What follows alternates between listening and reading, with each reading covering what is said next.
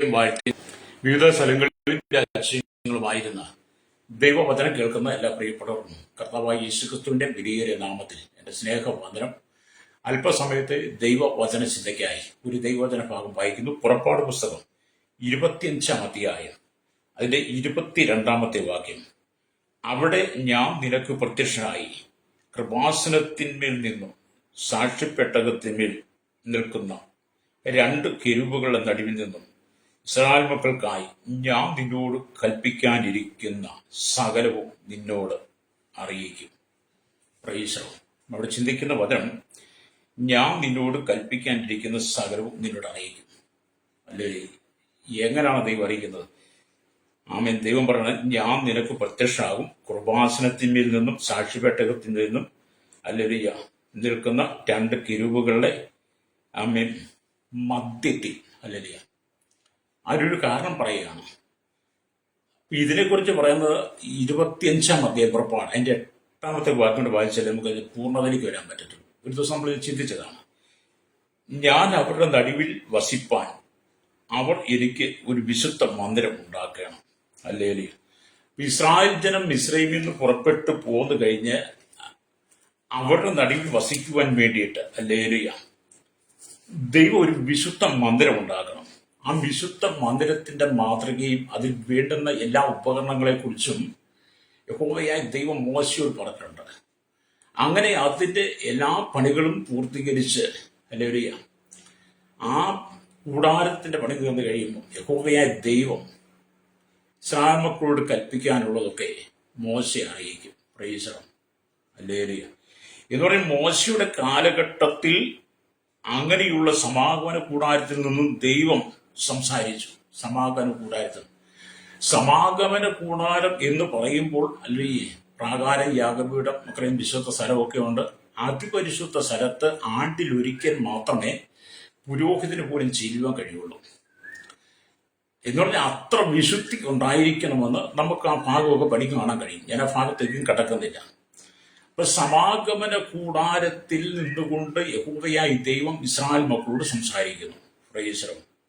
അതാണ് പറഞ്ഞത്, അവിടെ ഞാൻ നിനക്ക് പ്രത്യക്ഷനായി കൃപാസനത്തിന്മേൽ നിന്നും സാക്ഷ്യപ്പെട്ടകത്തിന്മേൽ നിൽക്കുന്ന 2 കെരൂബുകളുടെ നടുവിൽ നിന്നും ഇസ്രായേൽ മക്കൾക്കായി ഞാൻ നിന്നോട് കൽപ്പിക്കാനിരിക്കുന്ന സകലവും നിന്നോട് അരുളിച്ചെയ്യും.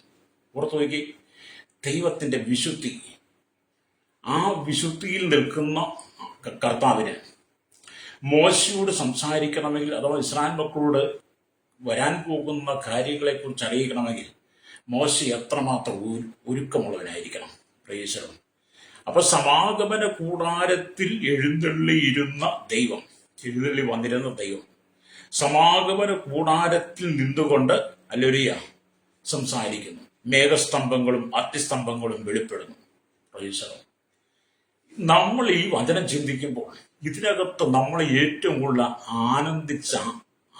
സന്തോഷിപ്പിക്കുന്ന ആത്മാവിൽ ആരാധിക്കാൻ കഴിയുന്നതിലെ ആത്മാവിൽ നമ്മെ ആരാധിക്കാൻ പ്രോത്സാഹനം തരുന്ന ഒരു കാര്യമുണ്ട് ഈ വചനം വായിക്കുമ്പോൾ. കാരണം ഇസ്രായേലിന്റെ നടുവിൽ വസിക്കാൻ ഒരു സമാഗമന കൂടാര ദൈവത്തിന് ആവശ്യമാണ്. അവിടെ നിന്നുകൊണ്ടാണ് മോശയോട് ദൈവം കൽപ്പിക്കുന്നത്. എന്നാൽ പുതിയ നിയമത്തിലേക്ക് വന്നപ്പോൾ എന്നെ കേൾക്കുന്ന സ്നേഹിത, നമുക്കാണ് ഏറ്റവും കൂടി വചനത്തിൽ സന്തോഷിപ്പാൻ ദൈവം അവസരം തന്നത്. അല്ലേലൂയ. ഇസ്രായേൽ മക്കൾ സന്തോഷിച്ചതിനേക്കാൾ എത്രയോ ശ്രേഷ്ഠമായിട്ടാണ് നമുക്ക് ദൈവം ഈ വചനം തന്നു പറയാം. ഈ വചനം വായിക്കും പുറപ്പാട് പുസ്തകം 25-ാം അധ്യായത്തിന്റെ 8-ാമത്തെ വാക്യം 22-ാമത്തെ വാക്യം വായിക്കുമ്പോൾ പുതിയ നിയമസഭയ്ക്ക് ദൈവം തന്നിരിക്കുന്ന അതിശ്രേഷ്ഠമായിരിക്കുന്ന നമുക്ക് അല്ലേലൂയ ദൈവത്തെ ആരാധിപ്പാൻ, ദൈവത്തെ സന്തോഷിപ്പാൻ, ആത്മാവിൽ ആനന്ദിച്ച് ആരാധിപ്പാൻ എത്ര ആനന്ദമാണ് ദൈവം നമുക്ക് തന്നതെന്ന് എങ്ങനെയാണെന്ന് മനസ്സിലാക്കേണ്ടത്. അതിനാണ് അപ്പോസ്തലനായ പൗലോസ് കൊരിന്ത്യ സഭയ്ക്ക് ലേഖനം എഴുതുമ്പോൾ 1 കൊരിന്ത്യ ലേഖനം 3-ാം അധ്യായം 16-ാമത്തെ വാക്യത്തിൽ ഇങ്ങനെ വായിക്കുന്നു, നിങ്ങൾ ദൈവത്തിന്റെ മന്ദിരമെന്നും ഹല്ലേലൂയ ദൈവത്തിന്റെ ആത്മാവും നിങ്ങളിൽ വസിക്കുന്നുവെന്നും അറിയുന്നില്ലയോ? ദൈവത്തിന്റെ മന്ദിരം നശിപ്പിക്കുന്നവനെ ദൈവം നശിപ്പിക്കും. ദൈവത്തിന്റെ മന്ദിരം വിശുദ്ധമല്ലോ, നിങ്ങളും അങ്ങനെ തന്നെയാണ്. അപ്പൊ ഇസ്രായേൽ മക്കളോട് സംസാരിക്കാൻ അവരുടെ നടുവിൽ ഒരു കൂടാരം പണിയണം, അല്ലെങ്കിൽ സമാഗമന കൂടാരം. അവിടെ നിന്ന് മോശയോടാണ് സംസാരിക്കുന്നത്. മോശ ജനത്തോട് പറയുക, എന്നാൽ പുതിയ നിയമത്തിലേക്കും സമാഗമന കൂടാരം എന്ന് പറയുന്ന സ്ഥാനത്ത് ദൈവം എന്റെയും നിങ്ങളെയും ദൈവത്തിന്റെ വിശുദ്ധ മന്ദിരമാക്കി മാറ്റി. പ്രൈസ്. ഇപ്പോൾ സമാഗമന കൂടാരത്തിൽ നിന്നുകൊണ്ടല്ല ദൈവം നമ്മോട് സംസാരിക്കുന്നത്. ദൈവത്തിന്റെ മന്ദിരമാകുന്ന നമ്മുടെ ഹൃദയത്തിന്റെ സിംഹാസനം അതിപരിശുദ്ധ സ്ഥലമായി, സമാഗമന കൂടാരത്തിലെ അതിപരിശുദ്ധ സ്ഥലം എന്ന് പറഞ്ഞ പോലെ നമ്മുടെ ഹൃദയത്തെ അതിപരിശുദ്ധ സ്ഥലമാക്കി ദൈവസന്നിധി നാം ഒരുക്കി കൊടുക്കുമ്പോൾ മോശയിലൂടെ അല്ല ദൈവം നമ്മോട് സംസാരിക്കുന്നു, ദൈവം നേരിട്ട് നമ്മോട് സംസാരിക്കും. പ്രൈസ്. ഇത് സന്തോഷിക്കാൻ കഴിയുമോ? വിശ്വസിക്കാൻ കഴിയുമോ? അല്ലാതെ ഈ കാലഘട്ടത്തിൽ എല്ലാവരോടും ദൈവം സംസാരിക്കുന്നില്ല. അന്ന് മോശയോട് ഈ കാലഘട്ടത്തിൽ എല്ലാവരോടും സംസാരിക്കാൻ ആഗ്രഹിക്കുന്നു. പക്ഷെ നാം ദൈവത്തിന്റെ മന്ദിരമാകണം, ഹൃദയം അതിപരിശുദ്ധ സ്ഥലമായി മാറണം.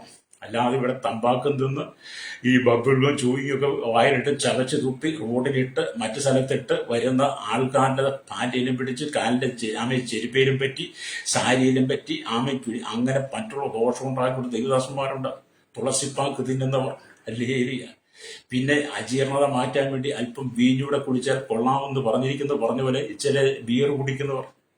പിന്നെ ഈ ഫ്ലൈറ്റിലൊക്കെ യാത്ര ചെയ്യുമ്പോൾ ആരും കാണുന്നില്ല ഓർത്ത് അല്പമൊക്കെ കുടിക്കുന്നവർ, വീട്ടിൽ മേടിച്ചുകൊണ്ട് വെച്ച് കുടിക്കുന്നവർ.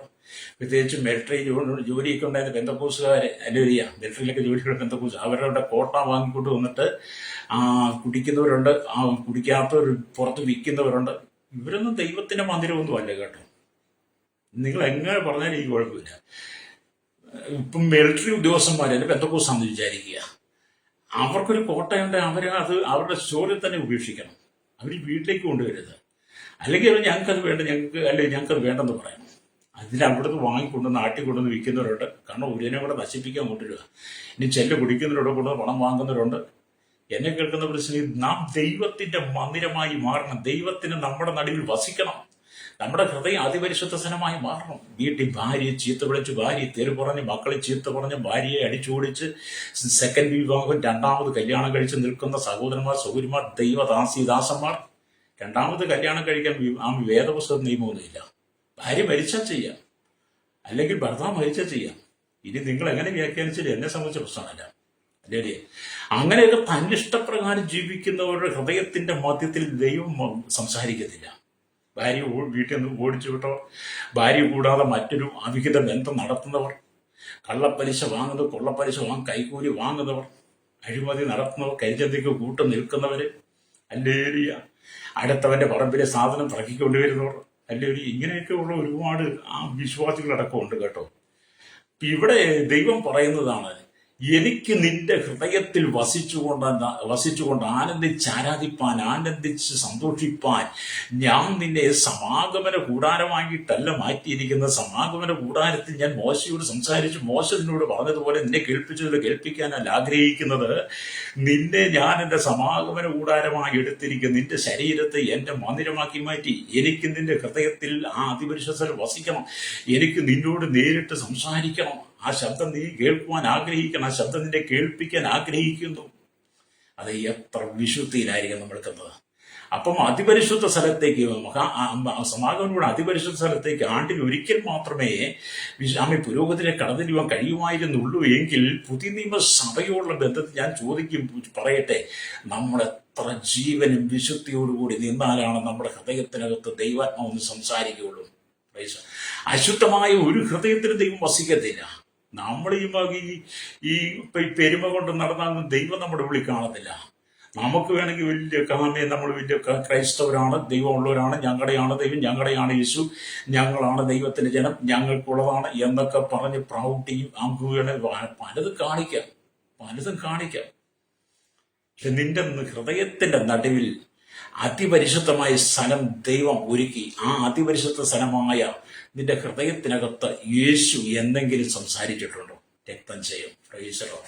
യേശു എന്തെങ്കിലും നിന്റെ ഹൃദയത്തിനകത്ത് നിന്ന് സംസാരിച്ചിട്ടുണ്ടായിരുന്നുവെങ്കിൽ നീ ഒരിക്കൽ പോലും പാപത്തിന്റെ അധീനതയിൽ വീടില്ലായിരുന്നു. പാപത്തിന്റെ അധീനതയിൽ വീട് ഈ ലോകത്തിന്റെ പാരമ്പര്യങ്ങൾക്ക് നീ പോയി ഇവിടുത്തെ ഇഷ്ടാനുസരണങ്ങൾക്ക് നീ വിധേയപ്പെട്ട് മോഹങ്ങൾ നിന്റെ ഉള്ളിൽ ജനിക്കുകയില്ലായിരുന്നു. ഫ്രൈസലോ. അതുകൊണ്ട് എന്നെ കേൾക്കുന്ന സ്നേഹിതർ, പൗലോസ് കൊരിന്ത്യസഭയോട് പറഞ്ഞു, നിങ്ങൾ ദൈവത്തിന്റെ മന്ദിരമാ. ഇന്ന് പകൽ പരിശുദ്ധാത്മാവ് എന്നെ കേൾക്കുന്ന സഹോദര സൗരി യുവതി യുവാവി, എന്നെ കേൾക്കുന്ന മാതാപിതാക്കൾ പറയട്ടെ, നീ ദൈവത്തിന്റെ മന്ദിരമാണ്. ദൈവത്തിന്റെ മന്ദിരമായി ദൈവം നിന്നെ വിളിച്ചു വേർതിരിച്ച് നിന്റെ ഹൃദയത്തിന്റെ അതിപരിശുദ്ധ സ്ഥലമായ സ്ഥലത്ത് യേശു നിന്നോട് സംസാരിക്കുന്നുണ്ടോ? യേശു ക്രിസ്തുവിന്റെ ശബ്ദം നിനക്ക് കേൾക്കാൻ കഴിയുന്നുണ്ടോ ഇല്ലയോ എന്ന് നീ തിരിച്ചറിയണം. യേശു നിന്നോട് സംസാരിക്കുന്നുണ്ടെങ്കിൽ നീ ഒരു വെറുക്കൂത്തിലും പോകത്തില്ല.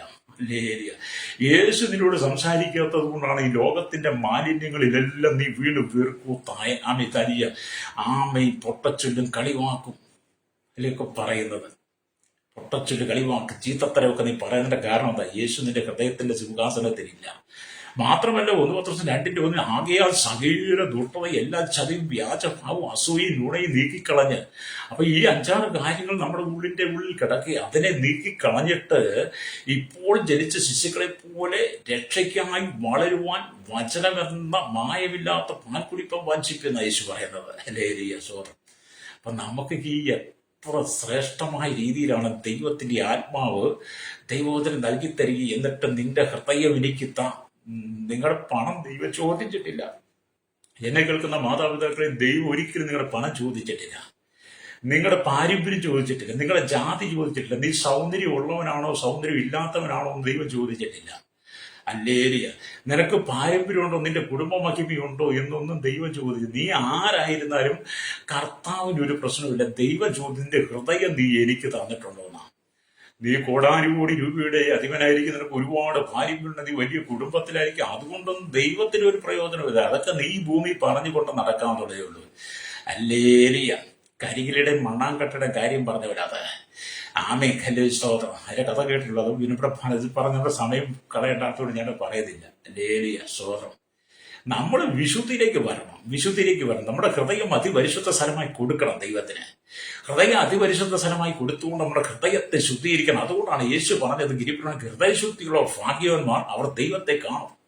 ഹൃദയശുദ്ധി ഉള്ളവർക്ക് മാത്രമേ ദൈവത്തെ കാണാൻ പറ്റത്തുള്ളൂ. ഹൃദയത്തിനകത്ത് എല്ലാ കാപട്യങ്ങളും കപടവും വെച്ചുകൊണ്ട്, സകല ദുഷ്കർമ്മങ്ങളും വെച്ചുകൊണ്ട്, സകല ദുരാഗ്രഹവും അത്യാഗ്രഹവും ദിവ്യാഗ്രഹവും വെച്ചുകൊണ്ട് ഹൃദയത്തെ നീ കൊണ്ടുവന്ന് ഹൃദയവുമായിട്ട് നടന്നാൽ നിന്റെ ജീവിതത്തിൽ ഒരിക്കൽ പോലും ദൈവം നിന്നോട് സംസാരിക്കത്തില്ല. പ്രൈസ്.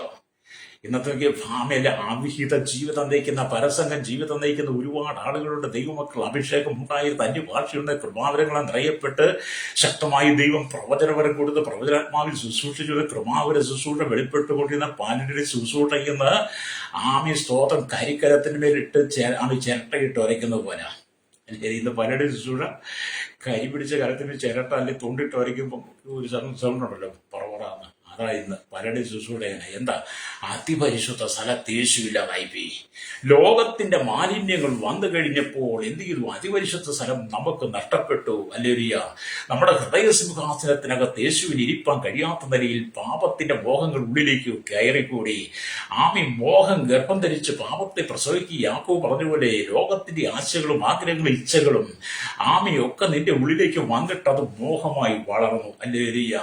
മോഹം കൊണ്ട് ഗർഭം ധരിക്കാൻ തുടങ്ങി. ഒരു സ്ത്രീ ഒരു കുട്ടിയെ ഗർഭം ധരിക്കുന്ന പോലെ തന്നെ മോഹം നിന്റെ ഉള്ളിൽ ഗർഭം ധരിച്ചു. മോഹം ഗർഭം ധരിച്ചിട്ട് ഇത് അവസാനം പാപത്തെ പിറന്നു. അതല്ലേ നിങ്ങളുടെ ജീവിതം. സ്വതം.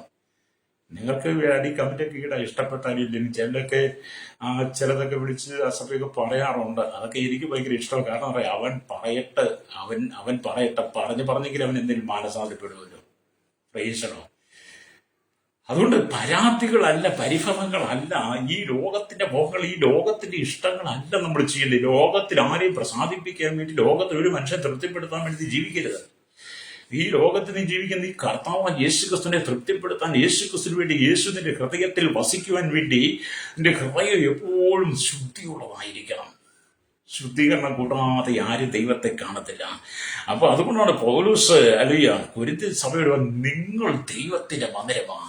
ഇന്ന് പകൽ എന്നെ കേൾക്കുന്ന മാതാപിതാ, ഞാൻ ചോദിക്കട്ടെ, ക്രൈസ്തവ വിശ്വാസം നിൽക്കുന്ന ഓരോരുത്തരും നീ ദൈവത്തിന്റെ മന്ദിരമാണോ? നീ ദൈവത്തിന്റെ മന്ദിരമാണോ? ദൈവത്തിന്റെ അതിപരിശുദ്ധ സ്ഥലമാണോ നിന്റെ ഹൃദയത്തിനകത്ത് ദൈവത്തിന്റെ പരിശുദ്ധൻ വസിക്കുന്നുണ്ടോ? ദൈവം വസിക്കുന്നുണ്ടോ? നീ എന്തെങ്കിലും ദൈവശബ്ദം കേട്ടിട്ടുണ്ടോ? ഇത് ഞാൻ ചോദിക്കുമ്പോൾ ഇവിടുത്തെ ക്രൈസ്തവ സമൂഹത്തെ എല്ലാവരും പുരോഹിതന്മാരോടും കന്യാസ്ത്രീകളോടും ക്രൈസ്തവ സഭയിലെ വിശ്വാസികളോടും പെന്തക്കോസ്തിന്റെ വിഭാഗത്തിൽപ്പെട്ട പാസ്റ്റേഴ്സിനോടും അവരുടെ ഭാര്യമാരോടും അവരുടെ മക്കളോടും പെന്തക്കോസ്തിലെ വിശ്വാസികളും വേറോട്ട് ഈ ക്രൈസ്തവരോട് ചോദിക്കാം, നിങ്ങൾ ദൈവത്തിന്റെ മന്ദിരമാണോ? നിങ്ങളുടെ ഹൃദയത്തിന്റെ നടുവിൽ ആമേൻ അലിയ യേശു ഉണ്ടോ? ഹൃദയം അതിപരിശുദ്ധ സ്ഥലമായി മാറ്റിയോ? കാരണം ഇസ്രായേലത്തിന്റെ നടുവിൽ വസിപ്പാൻ ദൈവം ആഗ്രഹിച്ചപ്പോൾ ദൈവം മോശം നീ ആമേ അലിയ നീ ഒരു കൂടാരം പണിയണം, അല്ലിയ എനിക്കൊരു വാസനം പണിയണം. അതിന് മോശ സമാഗമന കൂടാരം പണിതു. ആ സമാഗമന കൂടാരത്തിൽ പണിതിട്ട് ആമേ ദൈവം എങ്ങനെ മോശയോട് സംസാരിച്ചത്?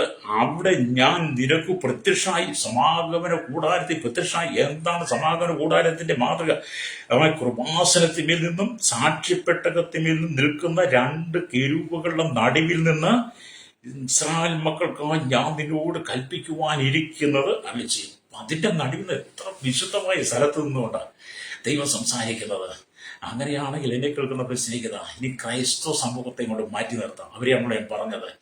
ഹൈന്ദവ വിശ്വാസത്തിലുള്ള ഇസ്ലാമിക വിശ്വാസത്തിലുള്ളവരും നമുക്കിടയിലുണ്ട്. ബുദ്ധമതക്കാരുടെ, ജൈനമതക്കാരുടെ ഒരുപാട് മതങ്ങൾ നമുക്ക് ഭാരതത്തിലുണ്ട്, ലോകരാജ്യങ്ങളുണ്ട്. അങ്ങനെ ഇന്ന് പകൽ നിങ്ങൾ ഓരോരുത്തരും ചോദിച്ചു നോക്കണം, എന്റെ ഹൃദയം അതിപരിശുദ്ധ സ്ഥലമായി ദൈവത്തിന് വസിപ്പാൻ പറ്റിയ ഇടമാണോ? നമ്മൾ വിശുദ്ധിക്ക് മേൽ വിശുദ്ധി പ്രാപിക്കണം. ഇവിടുത്തെ ജീവിതമൊക്കെ താൽക്കാലികമാണേ, ഇവിടൊക്കെ താൽക്കാലികമാണ്. ഇവിടുത്തെ ജീവിതം കണ്ടിട്ട് നീ പോകരുത്. ഇവിടുത്തെ സുഖലോലുപത്തിനല്ല നമ്മൾ ജീവിക്കേണ്ടത്. നമുക്ക് മരണാനന്തര ജീവിതമുണ്ട്, മരണത്തിനപ്പുറം ജീവിതമുണ്ട്. മരണത്തിനപ്പുറം ജീവിതം നമുക്ക് ലഭ്യമാകണമെങ്കിൽ ഈ ഭൂമി വെച്ച് തന്നെ നമ്മുടെ ഹൃദയത്തിന്റെ സിംഹാസനത്തെ കർത്താവിന് വേണ്ടി ഏൽപ്പിച്ചു കൊടുത്തുകൊണ്ട് നമ്മുടെ ഹൃദയം അതിപരിശുദ്ധ സ്ഥലമാക്കി മാറ്റിക്കൊണ്ട് ദൈവത്തിന്റെ പരിശുദ്ധാത്മാവിന് സമയാസമയങ്ങളിൽ നമ്മൾ സംസാരിപ്പോൾ അവസരം കൊടുക്കണം. നമ്മുടെ ഹൃദയത്തിൽ പരിശുദ്ധാത്മാവുണ്ടെങ്കിൽ നീ കള്ളുഷാപ്പിലേക്ക് പോകുവാണെങ്കിൽ പരിശുദ്ധി അങ്ങോട്ട് പോകരുത്. നീ ചൂതാട്ടക്കെതിരെ പോകാൻ അങ്ങോട്ട് പോകരുത്. നീ രാഷ്ട്രീയക്കാരുടെ പുറകെ നീ അങ്ങോട്ട് പോകരുത്. നീ വ്യഭിചാരിച്ച ദൈവം അങ്ങോട്ട് പോകരുത്. അനധികൃതമായ ദൈവം അറയ്ക്കുന്ന ഏതെങ്കിലും മേഖലയ്ക്ക് നീ പോകാനായിട്ട് ഒരുങ്ങും പരിശുദ്ധാത്മാവ് നിന്റെ ഉള്ളിലുണ്ടെങ്കിൽ പറയൂ അങ്ങോട്ട് നീ പോകരുത് പറയും.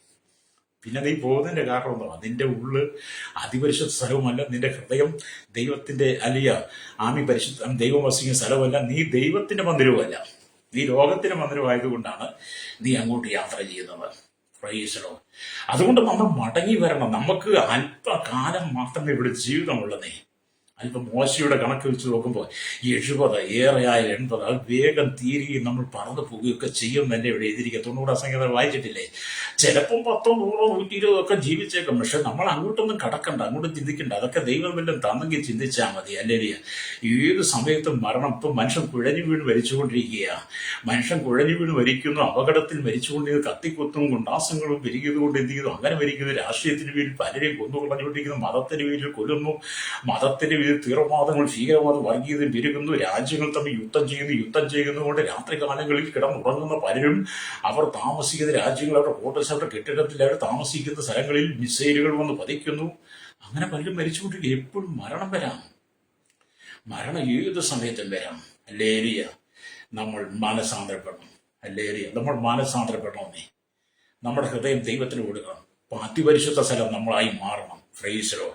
അപ്പൊ ഇവിടെ സ്തോത്രം 1 കൊരിന്ത്യർ ലേഖനം 1 കൊരിന്ത്യർ 6-ാം അധ്യായം 1 കൊരിന്ത്യർ 6-ാം അധ്യായം 19-ാമത്തെ വാക്യം വേണം. ദൈവത്തിന്റെ ദാനമായി നിങ്ങളിരിക്കുന്ന പരിശുദ്ധാത്മാവിന്റെ മന്ദിരമാകുന്ന നിങ്ങളുടെ ശരീരമെന്നും. എന്താണ്? ദൈവത്തിന്റെ ദാനമായി ദൈവത്തിന്റെ ദാനമായി നിങ്ങൾ ഇരിക്കുന്ന പരിശുദ്ധാത്മാവിന്റെ മന്ദിരമാകുന്നു നിങ്ങൾ. ദൈവത്തിന്റെ ദാനമായിട്ട് തന്നതാണ് പരിശുദ്ധാത്മാവിനെ. അപ്പം ദൈവത്തിന്റെ ദാനമായി നിങ്ങൾ ഇരിക്കുന്ന പരിശുദ്ധാത്മാവിന്റെ മന്ദിരമാകും നിങ്ങളുടെ ശരീരമെന്നും. നിങ്ങളെ വിലയ്ക്ക് വാങ്ങിയിരിക്കാൻ നമ്മളെ ദൈവം വിലയ്ക്ക് വാങ്ങി. എങ്ങനെ? സാത്താന്റെ അടിമത്തത്തിൽ കിടന്ന പാപത്തിന്റെ അടിമത്തത്തിൽ ഈ ലോകത്തിന്റെ ജടികമായ അശുദ്ധമായതിൽ നീ കിടന്നപ്പോൾ, പാപത്തിന് പിശാചിന്റെ കയ്യിൽ കിടന്നപ്പോൾ യേശു തന്റെ ജീവൻ നൽകി, യേശുവിന്റെ രക്തം മറുവിലയായി നൽകിയിട്ട് നമ്മെ വിലയ്ക്ക് വാങ്ങി. പിശാചിന്റെ കയ്യിൽ നിന്ന് ദൈവം നമ്മെ അടർത്തിയെടുത്ത് പിശാചിന്റെ കയ്യിൽ നമ്മെ പിടിച്ചു വാങ്ങി. അതിന് യേശു കൊടുത്തത് രക്തമാണ്. അല്ലേ? അപ്പം ദൈവം അവൻ നമ്മെ വിലയ്ക്ക് വാങ്ങി. നിങ്ങൾ താങ്കൾക്കുള്ളവരല്ല. നിങ്ങളാന്നൊക്കെ പറയും, ഞാനതൊക്കെ ഉണ്ടല്ലോ. പക്ഷെ വചനം നിങ്ങൾ താങ്കൾക്കുള്ളവരല്ല, താങ്കൾക്കുള്ളവരല്ല എന്നും അറിയുന്നില്ലയോ? ആകയാൽ നിങ്ങളുടെ ശരീരം കൊണ്ടും ദൈവത്തെ മഹത്വപ്പെടുത്തുവിൻ. അല്ലേറിയ അതിശ്രേഷ്ഠകരമായ അതിശക്തമായ വചനം പരിശുദ്ധാത്മാവ് നമ്മോട് സംസാരിക്കുമ്പോൾ എന്നെ കേൾക്കുന്നവരുടെ സ്നേഹിത, നീ കർത്താവിന് വേണ്ടി വിട്ടുകൊടുക്കണം. ഇന്നത്തെ കാലഘട്ടത്തിൽ നീ അവിടെ എവിടെയും പോയി പലതും കേട്ട് ചാടിയും തുള്ളിയും മറഞ്ഞും വീണും ഉരുണ്ടും വിറച്ചും ഒക്കെ നീ പോകരുത്. ഇന്നത്തെ കാലം ക്രൈസ്തവരുടെ മേലെ ഏറ്റവും കൂടുതൽ ഭൂതം കേട്ടോ, ക്രൈസ്തവരുടെ മേലെ ഏറ്റവും വലിയ ഭൂതം ക്രൈസ്തവ. ഞാൻ ഈ അമ്പലത്തിൽ പോയിട്ടുണ്ട് കേട്ടോ. അമ്പലത്തിൽ നിങ്ങൾ തെറ്റിദ്ധരിക്കരുത്. അവിടെ പോയി എനിക്ക് അമ്പലത്തിലിരിക്കുന്ന അവരുടെ ദൈവങ്ങളെ വണങ്ങാനൊന്നും പോയതല്ല. അവിടെ പോകുന്ന ആൾക്കാരെ കണ്ടിട്ടുണ്ട്. അവിടെ പോകുന്ന ആൾക്കാരെ ചിലപ്പം അമ്പലത്തിനകത്തൂടെ നമ്മൾ കയറി ഇറങ്ങിയൊക്കെ വരുമ്പോൾ അവിടെ അവരുടെ തൊഴുത് നിൽക്കുന്ന ആൾക്കാരെ കണ്ടിട്ടുണ്ട് ഞാൻ, അല്ലേ? അപ്പൊ ഞാനവിടെ പലപ്പോഴും ശ്രദ്ധിച്ചിട്ടുണ്ട്, അവരാരും ഭൂതവിളക്കി അവിടെ തുള്ളുന്നതായിട്ട് കാണാറില്ല. ഈ മോസ്കിലൊക്കെ നിങ്ങൾ അവരെയും ഭൂതവിളക്കുന്നത് നിങ്ങൾ കണ്ടിട്ടുണ്ടോ? ഇല്ല, അല്ലേ? അവര് പോയി അവരുടെ നിസ്കാരമൊക്കെ കഴിഞ്ഞ് വരുമോ. പക്ഷേ ഈ ക്രൈസ്തവരുടെ ഈ ക്രൈസ്തവ സഭ, ഈ സമുദായ ചർച്ച്, സമുദായിക പുരോഹിതന്മാരൊക്കെ അവിടെ വിശ്വാസികള് ഭൂതവിളക്കി തള്ളുന്നത് നിങ്ങൾ കണ്ടിട്ടുണ്ടോ? അവിടെ ഇല്ല. അവർക്ക് എല്ലാ ദിവസവും കുർബാനയുണ്ടല്ലോ.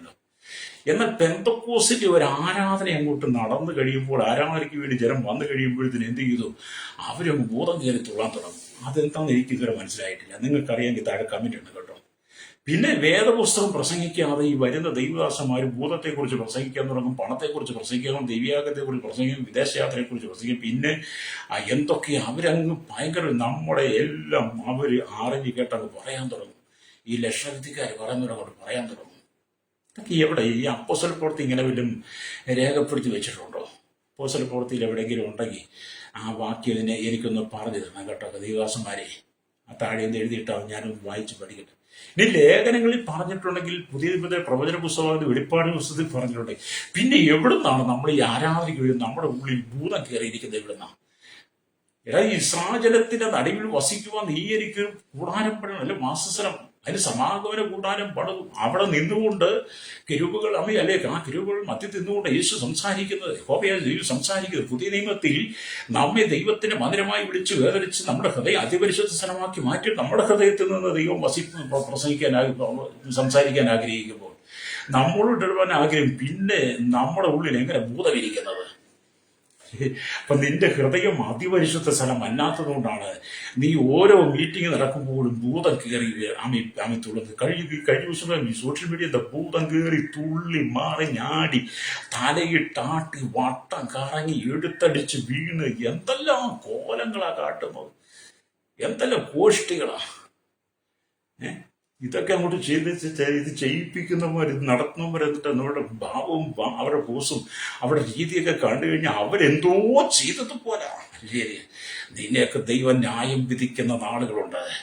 ദൈവം ന്യായം വിധിക്കുന്ന നാളിൽ വിശ്വാസികളെ വഴിതെറ്റിച്ച് കളയുന്ന, ദൈവജനത്തെ വഴിതെറ്റിച്ച് കളയുന്ന ഉപദേശമായി നീ ദൈവസഭയ്ക്കകത്ത് നുഴഞ്ഞു കയറിയിട്ട് അതിപരിശുദ്ധ സ്ഥലമായി ദൈവം തെരഞ്ഞെടുത്ത വിശ്വാസികളെ ഹൃദയത്തിനകത്ത് ഭൂതത്തെ നീ കുടിയിരുത്തി, നീ പണമുണ്ടാക്കി, അതുകൊണ്ട് നീ തിന്നു പുളച്ച് മതിച്ചു നീ ജീവിക്കുന്നുണ്ടെങ്കിൽ നീ യാത്ര ചെയ്യുന്ന ഓർത്തോണം. അത് നിന്റെ തലമുറയിലും കണക്കിടും, നിന്റെ തലമുറയിലും കണക്കിടും. മാത്രമല്ല, നിന്നെ ന്യായം വിധിക്കുന്ന നാളിൽ ദൈവം നിന്നോട് ചോദിക്കും. അതുകൊണ്ടാണ് 2 കൊരിന്ത്യർ ലേഖനം 5-ാം അധ്യായം 10-ാം വാക്യത്തിൽ പൗലോസ് പറഞ്ഞത്, അവനവൻ ശരീരത്തിൽ ഇരിക്കുമ്പോൾ ചെയ്തത് നല്ലതാകിലും തീയതാകിലും എന്ന് തക്ക അവയെ പ്രതിഫലം പ്രാപിക്കേണ്ടതിന് നാം ഓരോരുത്തരും ദൈവത്തിന്റെ നാം ന്യായാസനത്തിന് മുമ്പാകെ നിൽക്കേണ്ടി വരും.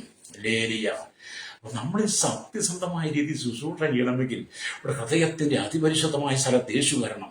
അല്ലേലിയ. ഇതൊക്കെ നിങ്ങൾ കേട്ടിട്ട് ഒരുപാട് എന്നെ വിമർശിച്ചേക്കാം. എനിക്ക് വിമർശിക്കും ഒരു കുഴപ്പം, നിങ്ങൾക്ക് ഞാൻ അവസരം തരികയാണ്. കാരണം നീ വിമർശിക്കും തോറും നിന്റെ കൃപയാണ് നഷ്ടപ്പെടും. മിണ്ടാതിരുന്നോണം കേട്ടോ. വചനത്തിലേക്ക് നീ മടങ്ങി വരണം. വചനത്തിലേക്ക് മടങ്ങി വരണം. നീ പണം ഉണ്ടാക്കാൻ വേണ്ടിയിട്ടല്ല സുവിശേഷം വേദപുസ്തകത്തിനെ ഏൽപ്പിച്ചത്, പണം ഉണ്ടാക്കാൻ വേണ്ടിയിട്ടല്ല. വേദപുസ്തകത്തിനെ കൊണ്ട് കള്ളം പറയാൻ വേണ്ടി, വ്യാജം പറഞ്ഞ് വിശ്വാസത്തിൽ പണം വാങ്ങാൻ വേണ്ടിയിട്ടല്ല വേദപുസ്തകം ഏൽപ്പിച്ചത്. ദൈവം തന്നെ അതിപരിശുദ്ധ സ്ഥലമായി തെരഞ്ഞെടുത്ത് നാമെ ദൈവത്തിന്റെ മന്ദിരമായി തന്നെ തെരഞ്ഞെടുത്ത് ഹൃദയത്തെ അതിപരിശുദ്ധ സ്ഥലമാക്കി മാറ്റിയത് ലോകത്തിന്റെ കച്ചറ കൊണ്ട് കയറ്റിവെക്കാനല്ല, ദൈവത്തിന് വസിക്കാൻ വേണ്ടിയിട്ടാണ്. നീ മടങ്ങി വരണം, മാനസാന്തരപ്പെടണം. Price the Lord. അല്ലേ?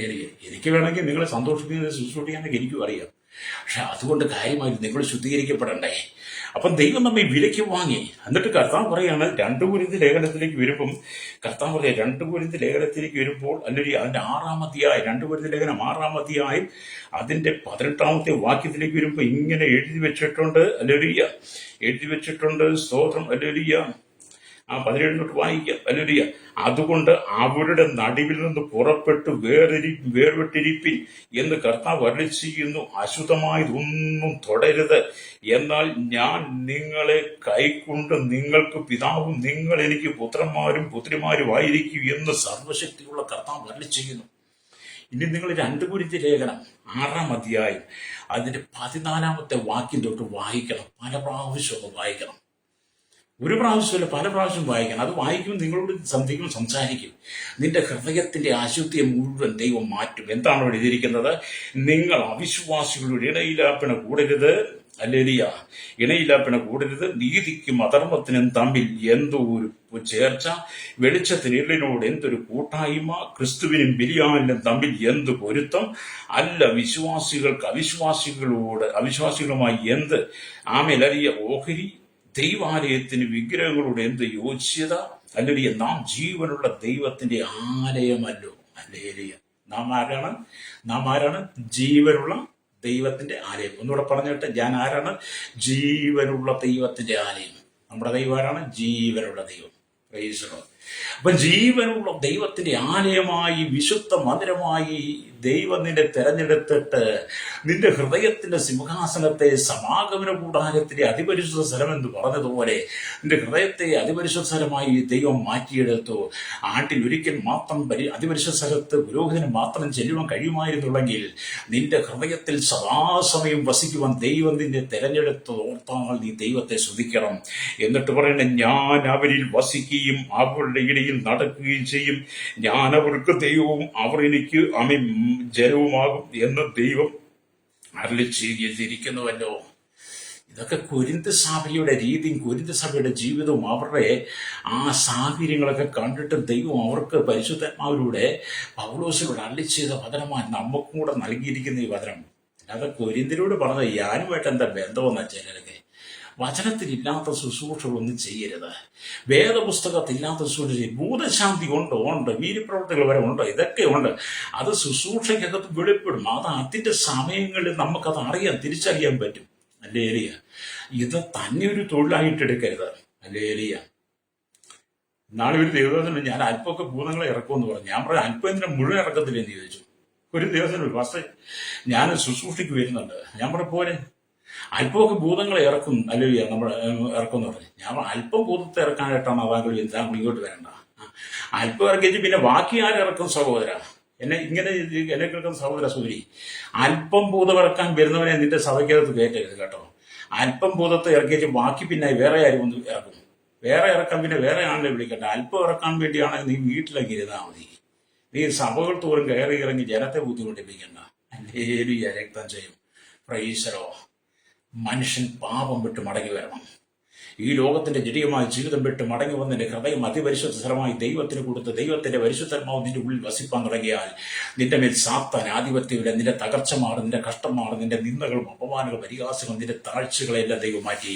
നീ എവിടെയെല്ലാം തകർന്ന് കിടക്കുന്നു, എവിടെയെല്ലാം പരാജയപ്പെട്ട് കിടക്കുന്നു, അവിടെ ദൈവം നിന്നെ ഉയർത്താൻ തുടങ്ങും. അവിടെ ദൈവം നിന്നെ മാനിക്കാൻ തുടങ്ങും. നിന്റെ കഷ്ടത മാറി, നിന്റെ സങ്കടം മാറി, നിന്റെ ശാരീരികമായ ക്ഷീണങ്ങളെ മാറ്റിയെടുത്ത് ദൈവത്തിന് നിന്നെ ഉപയോഗിക്കാൻ കഴിയും. ഈ ദൈവത്തിലേക്ക് മടങ്ങി വരണം. ഹല്ലേലൂയ. പാപത്തെ നിന്റെ ജീവിതത്തിൽ വസിപ്പാൻ ഇടം കൊടുക്കരുത്. പാപമായി നമ്മൾ കൂട്ടുകൂടരുത്. പാപത്തെ നമ്മുടെ സ്നേഹിതനാക്കി കൊണ്ട് നടക്കരുത്. നീ ദൈവത്തിന് വേണ്ടി വിട്ടുകൊടുത്ത് ഇന്നത്തെ നിന്റെ സ്ഥിതിയെ മാറ്റാൻ ദൈവത്തിന് കഴിയും. ഒരുപക്ഷെ നീ കഷ്ടതയിലൂടെ കടന്നു പോകുന്ന വ്യക്തിയായിരിക്കും. സങ്കടം കാണും, ദുഃഖം, കണ്ണുനീര് കാണും. ഒരുപക്ഷെ നീ വിവിധ വിഷയങ്ങൾ നിന്റെ കുടുംബത്തിന് വേണ്ടി പ്രാർത്ഥിച്ചിട്ട് കുടുംബം തകർന്നതായിരിക്കും, തരിപ്പണമായേക്കാം.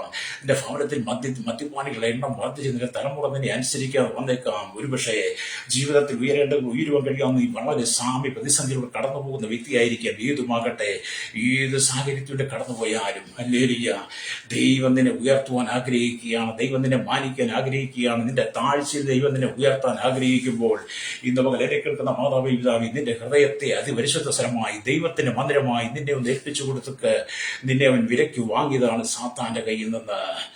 അതുകൊണ്ട് നിങ്ങൾക്കുള്ളവരല്ല, നിങ്ങൾ നിങ്ങളുടെ ശരീരം കൊണ്ട് ദൈവത്തെ മഹത്വപ്പെടുത്ത്. ജാതിയിലൂടെ ഇണയില്ലപ്പെട നീ കൂടരുത്. ഹല്ലേലൂയ. നിനക്ക് ബന്ധം ദൈവമായിട്ടായിരിക്കട്ടെ. നിന്റെ കഷ്ടതയെല്ലാം മാറും, നിന്റെ എല്ലാ പ്രയാസങ്ങളും മാറുന്നേ, നിന്റെ എല്ലാ ദുരിതങ്ങളും മാറും. പ്രൈസറോ, ദൈവം നിന്നെ മാനിപ്പാൻ ആഗ്രഹിക്കുക. അതുകൊണ്ട് വചനം പറയുന്നത്, ദൈവമേ എൻ്റെ ഹൃദയത്തിൻ്റെ വാതിൽ പടിയിൽ അങ്ങ് നിന്നുകൊണ്ട് അങ്ങ് മുട്ടിക്കൊണ്ട് എന്നെ എപ്പോഴും വിളിച്ചുണർത്തി എൻ്റെ ഉള്ളിൽ വസിപ്പാൻ ഞാൻ ആഗ്രഹിക്കുന്നു എന്ന് പറയണം. നിങ്ങൾ പറയണം, കർത്താവ് എൻ്റെ ഹൃദയത്തിൻ്റെ ഉമ്മരപ്പടിയിൽ എൻ്റെ ഹൃദയത്തിൻ്റെ വാതിക്കൽ എപ്പോഴും നിന്നുകൊണ്ട് എൻ്റെ ഹൃദയവാതിൽ തട്ടിക്കൊണ്ട് എന്നെ ഉണർത്തി അങ്ങനെയും ഞാൻ അങ്ങേലും വസിപ്പാൻ ആഗ്രഹിക്കുന്നു എന്ന് പറഞ്ഞ് നീ ദൈവത്തോട് പ്രാർത്ഥിക്കണം. ഹല്ലേലൂയ. അതിനെക്കുറിച്ച് പറയുമ്പോൾ നമുക്ക് മനസ്സിലാക്കാൻ കഴിയുന്നത് ഹല്ലേലൂയ വെളിപ്പാട് പുസ്തകത്തിലാണ്. ഹല്ലേലൂയ. വെളിപ്പാട് പുസ്തകം 3-ാം അധ്യായം ഹല്ലേലൂയ ആമേൻ വായിക്കുമ്പോൾ കാണുന്നുണ്ട്. 3-ാം അധ്യായം 20-ാമത്തെ വാക്യത്തിൽ രേഖപ്പെടുത്തിയിട്ടുണ്ടല്ലോ. വെളിപ്പാട് പുസ്തകം 3-ാം അധ്യായം 20-ാമത്തെ വാക്യത്തിൽ എന്താണ് എഴുതിയിരിക്കുന്നത്? ഞാൻ വാതിക്കൽ വന്ന് മുട്ടുന്നു. ഞാൻ വാതിക്കൽ വന്ന് മുട്ടുന്നു. ആരാ? നമ്മുടെ വാതിക്കൽ പലരും വന്ന് മുട്ടും. അയൽവാസി വന്ന് മുട്ടും, കടക്കാരൻ വന്ന് മുട്ടും, ബ്ലേഡുകാരൻ വന്ന് മുട്ടും, പരിചയക്കാരൻ വന്ന് മുട്ടും, അല്ലെങ്കിൽ നമ്മുടെ വീടിന്റെ വാതിക്കൽ പല ആശുദ്ധമായതും വന്ന് മുട്ടും. ഹല്ലേലൂയ. ആ മുട്ടലിനെ കുറിച്ചല്ല ഞാൻ പറഞ്ഞേ. പലപ്പോഴും നിന്റെ ഹൃദയത്തിൽ വാതിൽ മുട്ടി വാടാ, ഷാപ്പിൽ പോകും, കൺ ഷാപ്പിൽ ബാറിൽ പോകും, അങ്ങനെയൊക്കെ എന്നെ വിളിച്ചിട്ടുണ്ട്. എൻ്റെ ഹൃദയത്തിന് വാതിൽ മുട്ടി പല്ലും വിളിച്ചിട്ടുണ്ട്, എപ്പോഴേ പോയിട്ടുണ്ട്. അതൊക്കെ എൻ്റെ ജീവിതത്തിൽ നാശമായിരുന്നു. പക്ഷെ ഇപ്പം ഞാൻ ദൈവസന്നിധി വന്നപ്പം കർത്താവേ, ഞാൻ വാതിക്കൽ വന്ന് മുട്ടുന്നു എന്ന് പറഞ്ഞ് നമ്മുടെ ഹൃദയത്തിന്റെ ഉമ്മരപ്പടിയിൽ, നമ്മുടെ ഹൃദയത്തിന്റെ വാതിക്കൽ, നമ്മുടെ ഹൃദയ വാതിക്കൽ യേശു വന്ന് മുട്ടുന്നു. എന്നിട്ട് പറയാ, ഞാൻ മുട്ടുന്നു. ആരെങ്കിലും എൻ്റെ ശബ്ദം കേട്ട് വാതിൽ തുറന്നാൽ ഞാൻ അവന്റെ അടുക്കൽ ചെന്ന് അവരോടും അവനോടും കൂടെ അത്താഴം കഴിക്കും. എന്തു ശ്രേഷ്ഠമാകും അതിനൊക്കെ അല്ലേ? നമുക്ക് ജീവിതത്തിൽ സന്തോഷം തരുന്നതല്ലേ? നമ്മുടെ ഹൃദയവാതിൽ തുറന്നങ്ങോട്ട് കൊടുക്കുമ്പോൾ യേശു നമ്മുടെ ഹൃദയത്തിലേക്ക് വന്നിട്ട് നമ്മൾ അവരോട് കൂടെ അത്താഴം കഴിക്കുമെന്ന് പറഞ്ഞ ദൈവം. അത്താഴം കഴിയുമ്പോൾ വൈകിട്ട് നമ്മൾ വട്ടമേശത്ത് ചോറ് വിളമ്പി ഇന്നത്തെ ചിക്കൻ ബിരിയാണിയും അതിൽ മട്ടൻ ബിരിയാണി അടിക്കുമെന്നല്ല പറഞ്ഞത് കേട്ടോ. ഹൃദയസിംഹാസനത്തിൽ നീ കൊടുത്തു കഴിഞ്ഞാൽ നമ്മോട് കൂടെ അവൻ നമ്മുടെ ഹൃദയത്തിൽ വസിച്ചുകൊണ്ട് വചനത്തെ ഭക്ഷണമായി നമ്മുടെ ഉള്ളിൽ തരും. അല്ലേ? അവന് നമ്മളോട് അത് വചനം നിന്റെ ഉള്ളിൽ ഒരു ഭക്ഷണമായി മാറും. വചനത്തെ അവൻ നിനക്ക് വെളിപ്പെടുത്തി തരും. ഹല്ലേലൂയ. സ്തോത്രം. എന്നെ കേൾക്കുന്നത്, നിങ്ങൾക്കുള്ളിൽ ക്രിസ്തുവും പരിശുദ്ധാത്മാവും വസിക്കണം. ആ മർമ്മം മഹത്വത്തിന്റെ പ്രത്യാശയായി ക്രിസ്തു നിങ്ങൾ ഇരിക്കുന്നു എന്നുള്ളത് തന്നെയെന്ന് കൊലോസ്യ ലേഖനം 1:27 വായിക്കുന്നുണ്ട്. നിങ്ങൾക്കുള്ളിൽ പരിശുദ്ധാത്മാവ് വസിക്കണം. ആ മർമ്മം എന്താണ്? അല്ലെങ്കിൽ മഹത്വത്തിന്റെ പ്രത്യാശ ക്രിസ്തു നിങ്ങൾ ഇരിക്കുന്നത് മാത്രമല്ല, മഹത്വത്തിന്റെ ആത്മാവായ ദൈവാത്മാവ് നിങ്ങളുടെ മേൽ ആവസിക്കുന്നുണ്ടെന്ന് തിരിച്ചറിയണം. 1 പത്രോസ് 4:14 മഹത്വത്തിന്റെ ആത്മാവായ ദൈവാത്മാവ് നിങ്ങളുടെ മേൽ ആവസിക്കുന്നുണ്ടെന്ന് നിങ്ങൾക്ക് തിരിച്ചറിയാൻ കഴിയണം. അല്ലെങ്കിൽ അങ്ങനെയൊക്കെ നമ്മൾ തിരിച്ചറിയുമ്പോഴാണ് വിശ്വാസ ജീവിതം ഏറ്റവും ശ്രേഷ്ഠകരമായി മാറുന്നത്. ഇന്ന് പകൽ എന്നെ കേൾക്കുന്ന മാതാവിധ വാചകത്തിന് മുമ്പ് നീ ഒന്ന് ഏൽപ്പിച്ചു കൊടുക്കുക, നിന്റെ എല്ലാ പ്രശ്നങ്ങളും മാറും. നീ വചനത്തിന് മുമ്പിൽ ഏൽപ്പിച്ചു കൊടുക്കുക. കർത്താവിനെ നിന്റെ ഹൃദയത്തിൽ നിന്ന് സ്വീകരിക്കുക. യേശുവായിട്ടൊരു വലിയ ബന്ധം സ്ഥാപിക്കുക. നിന്റെ ജീവിത സാഹചര്യങ്ങൾക്കെല്ലാം ദൈവം മാറ്റം തരും. ഞാൻ പറഞ്ഞല്ലോ, നിങ്ങളുടെ താഴ്ച ദൈവം നിങ്ങളെ ഉയർത്തും. നിന്റെ കടക്കടി ദൈവം എന്നെ മാറ്റും. ദൈവം നിനക്ക് പരിഹാരം നീക്കുപോക്ക് തരും, പോക്കുവഴി തരുവാൻ. എല്ലാത്തിനും ദൈവം എല്ലാ പ്രശ്നം പരിഹാരം യേശുവിൻ്റെയിലുണ്ട്. എന്നെ കേൾക്കുന്ന സഹോദര സഹോദരി യുവദൈവം, നിന്റെ സകല പ്രശ്നങ്ങൾക്കും പരിഹാരം യേശുവിൻ്റെ കയ്യിൽ മാത്രമേ ഉള്ളൂ. അത് തരാൻ ദൈവം ആഗ്രഹിക്കുക. നിന്റെ ഹൃദയവാതിലും തുറന്നു കൊടുക്കുക. അവൻ നിന്റെ ഹൃദയത്തിന്റെ വാതിലൂടെ നിന്നിലേക്ക് പ്രവേശിക്കട്ടെ. ശരിയ മഹത്വത്തിന്റെ ആത്മാവായിരിക്കാൻ ദൈവാത്മാവ് നിന്റെ ആവശ്യിക്കുന്ന തിരിച്ചറിയുവാൻ നിനക്കൊന്ന് കഴിയട്ടെ. ആ മഹത്വത്തിന്റെ പ്രത്യാശ ക്രിസ്തു നിന്റെ ഉള്ളിലൂടെ നിനക്ക് ബോധ്യം വരട്ടെ. നിന്റെ ഹൃദയത്തിന്റെ അതിപരിശുദ്ധ സ്ഥലത്ത് യേശു ഉണ്ടെങ്കിൽ നിന്റെ എല്ലാ കഷ്ടത, വ്യാധി, രോഗ, ദുഃഖ, ബന്ധനങ്ങളെല്ലാം അന്ധകാരശക്തി നിന്റെ ഉള്ളിൽ നിന്ന് പാടെ മാഞ്ഞു പോകും. സ്തോത്രം. കർത്താവിലേക്ക് വരാം. Price the Lord. ഞാൻ നിങ്ങൾക്ക് വേണ്ടി പ്രാർത്ഥിക്കാൻ പോവുക കേട്ടോ. അല്ലേ?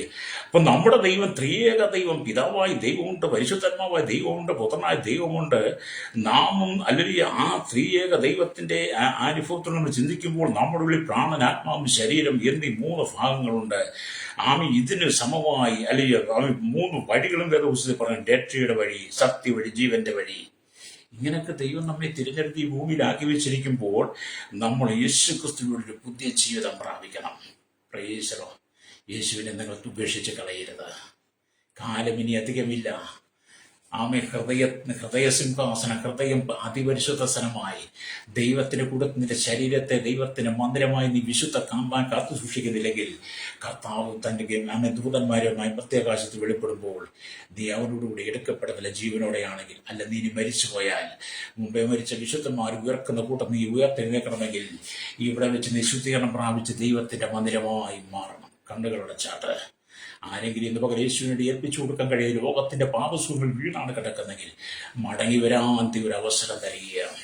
പാപത്തെ വിട്ടൊഴിഞ്ഞ് മടങ്ങി വന്ന് വിശുദ്ധ ജീവിതം നയിപ്പാൻ നിന്റെ കഷ്ടങ്ങളും നഷ്ടങ്ങളും വേദന ദുഃഖങ്ങളും മാറി നിന്റെ കുടുംബത്തിന്റെ ശാപങ്ങളെ നീക്കിയിട്ട് ബന്ധനങ്ങളെ അഴിച്ച് നിനക്കൊരു പുതിയ വാതിൽ തുറന്നു തരുവാൻ ദൈവം ആഗ്രഹിക്കുന്നു. നിന്റെ തലമുറയുടെ മദ്യം മാറുവാൻ, മദ്യപാനത്തിൽ പിടിക്കും, മയക്കുവെല്ലി പിടിക്കും, നിന്റെ ഭർത്താവിന്റെ ഭാര്യയുടെ അനാശാസ്യമായ മദ്യത്തിന്റെ ലഹരി അടിപ്പെട്ട ജീവിതത്തിൽ നിന്ന് വിടിവിക്കപ്പെടുവാൻ, നിന്റെ കുടുംബത്തിന്റെ ശാപം മാറാൻ വേണ്ടി, കുടുംബത്തിന്റെ ബന്ധനത്തെ അഴിച്ച് നിന്നെ ഒന്ന് സ്വതന്ത്രമാക്കാൻ വേണ്ടി നീ കടന്നു പോകുന്ന എല്ലാ താഴ്ചയും ദൈവം നിന്നെ ഉയർത്താൻ ആഗ്രഹിക്കുന്നു. പരിശുദ്ധ ഞങ്ങളുടെ നല്ല ദൈവമേ, ഈശ്വരയ്ക്ക് പിതാവേ, അനുഗ്രഹിക്കപ്പെട്ട നല്ല സമയത്തിനായി ഈ വചനം കേട്ടുകൊണ്ടിരുന്ന കേരളത്തിൽ ലോക രാജ്യങ്ങളിൽ എമ്പാടുമുള്ള സകല ജനത്തെ ഞങ്ങൾ ദൈവരങ്ങളിൽ ഏൽപ്പിച്ച് പ്രാർത്ഥിക്കുന്നു. പാപത്തിന്റെ, ശാപത്തിന്റെ, രോഗത്തിന്റെ ബന്ധനങ്ങൾ അകപ്പെട്ട് കിടക്കുന്ന സകല ജനം വിടിവിക്കപ്പെടട്ടെ. രാജ്യരാഷ്ട്രത്തലവന്മാർ, രാജകുമാർ, രാജ്യമാർ, പ്രധാനമന്ത്രി, ഗവർണർ, പട്ടാളം, മേധാവി, ഗോത്രങ്ങൾ, ദ്വീപുകൾ, ആദിവാസി ട്രൈബൽ മേഖലയായിരിക്കുന്ന സകല ജനത്തെ ജാതി, മത, വർഗവർണ്ണ വ്യത്യാസമില്ല കുളിരിലോട്ട് കോട്ടായിരത്തി വരെ പാർക്കുന്ന യേശുവിൻ ബാല്യത്തിൽ, കൗമാരി, യൗവനത്തിലും വാർത്തയിൽ രാജവൃത്തരാശന്റെ യാചകർ, ഓർഫന, ചോട്ടൻ, തടവറയിലായിരിക്കുന്ന ശാപത്തിനും പാപത്തിനും വിവിധ ബന്ധപ്പെട്ടു മദ്യത്തിനും ലഹരിക്കും അടിപ്പെട്ട് കിടക്കുന്ന തീവ്രവാദ ഭീകര വർഗീയത്തിൽ അകപ്പെട്ട് കിടക്കുന്ന മതത്തിന്റെ ബന്ധനത്തിൽ, പാരമ്പര്യത്തിൽ കിടക്കുന്ന രാഷ്ട്രീയ ബന്ധനങ്ങൾ വീണ് കിടക്കുന്ന എല്ലാ പ്രിയപ്പെട്ടവരും മടങ്ങി വന്ന് മാനസാന്തരപ്പെട്ട് കർത്താവേ, ഇവർ ദൈവത്തിന്റെ മന്ദിരമാണ് തിരിച്ചറിഞ്ഞുകൊണ്ട് ദൈവം അവരുടെ ഹൃദയത്തിന്റെ നടുവിൽ വസിച്ചുകൊണ്ട് അവരോട് സംസാരിക്കുവാൻ ആഗ്രഹിക്കുന്നു. അവർ കടന്നു പോകുന്ന സകല കഷ്ടതകൾ പരിഹാരം നൽകുവാൻ യേശു ആദ്യം തിരിച്ചറിവ് ജനത്തുണ്ടാകുവാൻ ദൈവങ്ങളെ ഏൽപ്പിച്ച് പ്രാർത്ഥിക്കുന്നു. സകല മഹത്വം എടുക്കണം യേശു ക്രിസ്തുവിന്റെ വിടിയേറിയ നാമത്തിൽ തന്നെ. ആമേൻ, ആമേൻ.